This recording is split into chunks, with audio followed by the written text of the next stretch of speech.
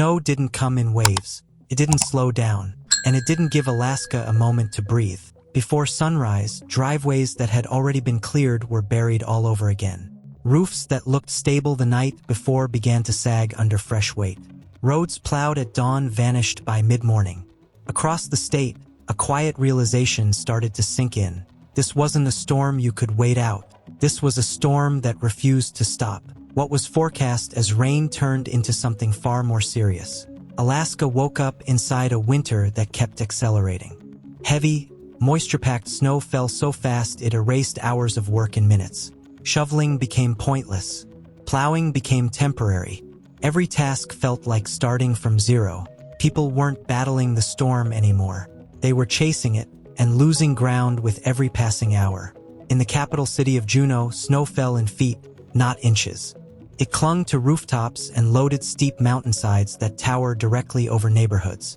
In Anchorage, snowbanks climbed past 10 feet, blocking sightlines and leaving the city with nowhere left to put the snow it had already removed. And deep in the interior, Fairbanks faced a different kind of threat entirely. Temperatures dropped toward -40, conditions where mistakes don't cause loud emergencies. They make people disappear quietly. What made this storm different wasn't just how extreme it was how relentless it became. There was no reset, no overnight break, no pause to recover, just constant pressure on homes, infrastructure, and people who were already worn down. This wasn't about how much snow fell in a single day. It was about what happens when winter never lets up. Because when a storm doesn't stop, time stops working in your favor. Fatigue builds, systems fall behind, and survival stops being about preparation and becomes about endurance. So the question isn't how hard Alaska was hit. The real question is this: what happens when winter decides it's not done yet? How long can any community hold on when winter refuses to blink? By morning, it was already clear that effort no longer matched results. Snow was falling faster than people could respond, and every attempt to regain control was erased almost immediately. Driveways cleared before sunrise were buried again by breakfast. Side streets plowed at dawn vanished before noon. The storm wasn't intensifying. It was maintaining constant pressure, hour after hour, with no sign of slowing down. In southeast Alaska, snowfall rates climbed beyond 2 inches per hour, heavy, moisture-loaded snow. This wasn't the light, dry powder many people picture when they think of winter. It stuck to everything. Shovels felt heavier with every scoop. Snowblowers clogged. Rooftops gained weight faster than it could be safely removed. Residents quickly learned that working harder didn't mean working smarter. It just meant getting exhausted sooner. Public works crews shifted into priority mode almost immediately. Hospital access roads came first. Emergency corridors followed. Residential streets dropped to the bottom of the list, not because they didn't matter, but because there simply weren't enough machines or enough hours in the day. Crews cleared what they could, fully aware that the same roads would be buried again before the next shift ended. Psychologically, this was the turning point. Winter storms usually follow a rhythm: hit hard, ease up, allow recovery. This one broke that pattern. Snowfall didn't slow. Visibility didn't improve. There was no window to regroup. People stopped asking when it would end and started adjusting to the idea that it wouldn't, at least not anytime soon. Morning brought the first real wave of exhaustion. Not just physical, but mental. A quiet realization set in. Progress was temporary. Fatigue was not. And the storm wasn't negotiating. Alaska wasn't falling behind because it was unprepared. It was falling behind because the snow never gave people enough time to catch up. By midday, one truth was already clear. This winter wasn't testing strength. It was testing stamina. By midday, the storm stopped feeling like weather and started behaving like a force. Snow was no longer something you pushed out of the way. It was something that pressed down, adding weight minute by minute. The danger wasn't blowing snow or icy roads anymore. It was gravity, quietly reinforced by tons of wet accumulation. In coastal Alaska, the snow fell heavy and saturated, packing tightly onto rooftops and tree canopies. Homes built to handle harsh winters suddenly felt exposed. Roof lines began to sag. Gutters vanished under layers of ice and snow. Entire slabs slid off rooftops, crashing into walkways and piling against walls with nowhere left to go. Residents climbed ladders and scrambled onto roofs, racing to remove weight before it crossed a critical point. Every decision carried risk: clear too little and face collapse, clear too much and risk falling into deep drifts below. Trees started to fail under the load. Branches snapped without warning, pulling down power lines and plunging neighborhoods into darkness. Utility crews moved in on foot and snowshoes, fighting through drifts that swallowed their legs with every step. Restoring power became a race against falling temperatures and human exhaustion. Above the cities, pressure built in a far more dangerous form. Snow stacked onto steep mountain slopes overlooking populated areas, sharply increasing the risk of avalanches that didn't need skiers or hikers to trigger them.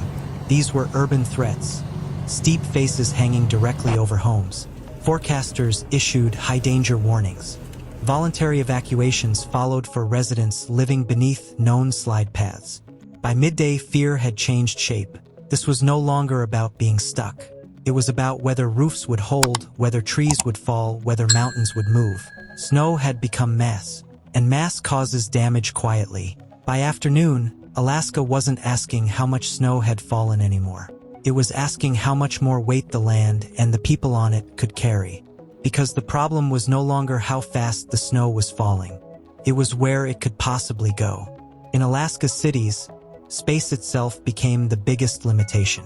Streets that had already been narrowed throughout the morning were now barely passable corridors carved between towering walls of snow. Each pass of a plow made a road usable for a short time, then simply pushed the problem somewhere else. In Anchorage, snowbanks rose past 10 feet, blocking sight lines at intersections and turns. Drivers crept forward blindly, hoping cross-traffic wasn't doing the same. Plowing alone was no longer enough. Snow removal turned into snow relocation. Crews began hauling millions of cubic yards to designated dump sites just to keep major roads open. It was slow, expensive, and exhausting, and the storm kept adding more. Residential neighborhoods felt the impact immediately. Cul-de-sacs filled in faster than equipment could return. Cars disappeared under fresh accumulation. Emergency responders warned that response times were growing longer, not because crews stopped moving, but because deep snow physically slowed everything down. Seconds mattered, and the snow was stealing them. Visibility became a hazard of its own. Snowbanks turned normal commutes into obstacle courses. Pedestrians vanished behind white walls. Children and pets were nearly invisible against the drifts. Even in daylight, the city felt compressed, boxed in by frozen barriers that reshaped how people moved and saw one another. This was the moment infrastructure quietly lost the upper hand. Anchorage wasn't failing in a dramatic collapse. Nothing gave way all at once. Instead, the city fell behind, slowly buried, not by one disaster, but by constant accumulation that never paused long enough for recovery. By late afternoon, one truth was impossible to ignore. You can't outplow a storm that doesn't stop. And you can't create space fast enough when winter keeps taking it away. As evening settled in, the storm shifted again. Snow continued to fall, but the cold tightened its grip, turning every small mistake into a serious threat. In Alaska's interior, temperatures dropped toward -40. Conditions where equipment fails, batteries die, and human error has no margin. This wasn't cold that arrived with drama. It worked quietly, shrinking options and shortening timelines. In Fairbanks, snowfall looked deceptively light, dry, powdery, almost harmless. But wind transformed that powder into drifting walls, stacking snow against doors and vehicles in minutes. Cars left running too long iced over, and the margin for recovery grew thinner by the hour. Engines shut down and refused to restart. Visibility collapsed as ice fog formed, freezing exhaust and moisture into a thick, milky haze that reduced sightlines to just a few feet. Vehicles appeared out of nowhere, then vanished again, as if swallowed by the air itself. Inside homes, danger crept in quietly. Furnaces ran non-stop, pulling air through vents that were slowly disappearing beneath snow. Exhaust pipes became blocked. Carbon monoxide alarms went off across entire neighborhoods.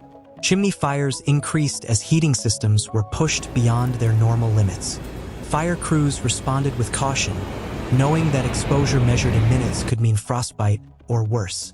Schools made rare decisions to shift entirely to remote learning. Not because children couldn't handle the cold, but because waiting outdoors, even briefly, could be life-threatening. Supply trucks faced delays as highways closed again and again. Residents began rationing movement, timing trips carefully and conserving energy as if it were a limited resource. Evening was when the storm felt most personal. The outside world shrank. Windows frosted over. Sound disappeared beneath snow and cold. And in that silence, Alaska learned a hard lesson. Extreme cold doesn't punish loudly. It waits for fatigue, distraction, or overconfidence. Then it removes the margin completely. By nightfall, the storm had outlasted systems, and people stepped in where infrastructure could no longer keep up. Government response was still active, but stretched thin by exhaustion, equipment limits, and sheer scale. In many places, survival quietly shifted from organized operations to neighbor-to-neighbor action. Across Alaska, informal networks formed almost instinctively.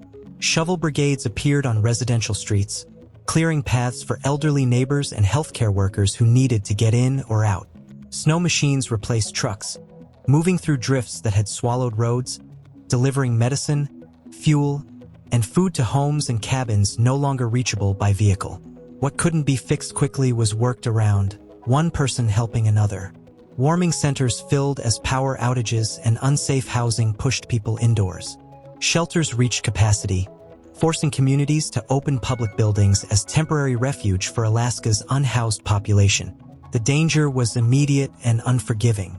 Volunteers brought blankets, hot meals, and cold weather gear, knowing that exposure in these conditions could turn deadly within hours.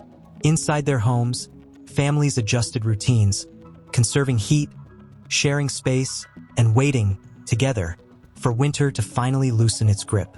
It was about endurance, about what happens when winter stops acting like a single event and starts behaving like a condition that refuses to leave. This storm didn't overwhelm Alaska because people were careless or unprepared. It overwhelmed Alaska because it never paused. Snow fell faster than humans could respond. Cold erased mistakes instantly. Infrastructure reached limits that no amount of experience could push past. And when systems fell behind, survival depended on something far more basic. Neighbors helping neighbors, communities filling the gaps, people adapting in real time. Alaska is often seen as an outlier, a place built for extremes. But what this winter revealed is uncomfortable. If a state designed around cold can be pushed this hard, what does that say about everywhere else? Extreme winter isn't becoming more dramatic. It's becoming more persistent. And persistence is what breaks systems.